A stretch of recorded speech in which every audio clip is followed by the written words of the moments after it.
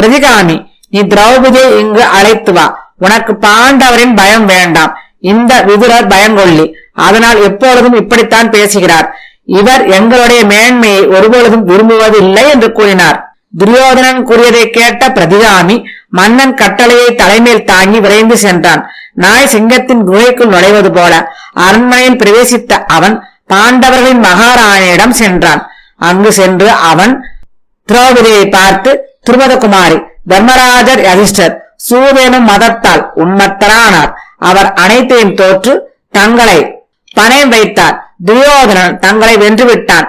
யக்ஞசேனி, இப்பொழுது தாங்கள் தூராஷ்டிரன் மாளிகைக்கு வாருங்கள். நான் தங்களை அங்கு பணிப்பெண்ணின் காரியத்தை சேவிப்பதற்காக அழைத்துச் செல்கிறேன் என்று கூறினார். உடனே திரௌபதி, பிரதிகாம, நீ இத்தகைய சொல்லை எவ்வாறு கூறுகிறாய்? எந்த மன்னன் தன் மனைவியை பந்தயமாக வைத்து சூதாடுவான்? யுதிஷ்ட மன்னன்